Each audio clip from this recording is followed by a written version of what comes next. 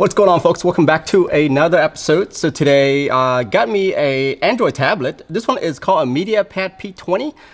It was sent to me by this company, and they wanted me to do a review on it. This is my first time seeing it, so I'm gonna just go ahead and do like a first look on it, and then I'll probably do like an update video afterwards. So let's get right into unpacking this thing and see. Just an FYI, I am an iOS user, a long-time iOS user, and I dab into Android once in a while when there are cool products out there or new updates to it. But pretty much, I'm purely on Mac and iOS.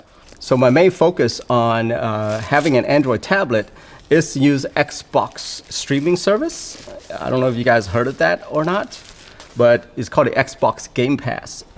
It is pretty darn cool if you have the right tool for it. Oh, by the way, before I remove this thing has 64 gigs of memory.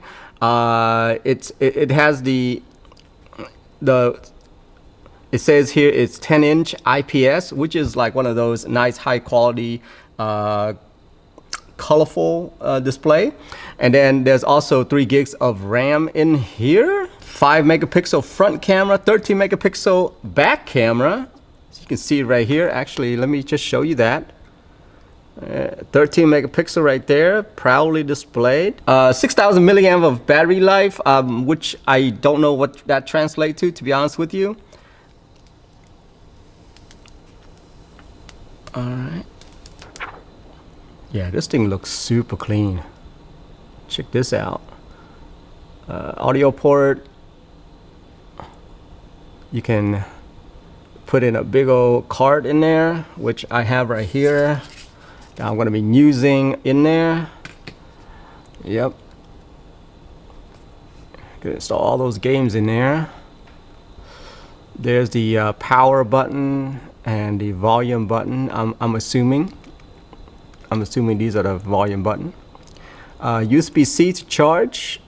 Very nice. This thing is actually very slim. It's very, very slim. You see, you got some speaker grills right here and right there. Yeah.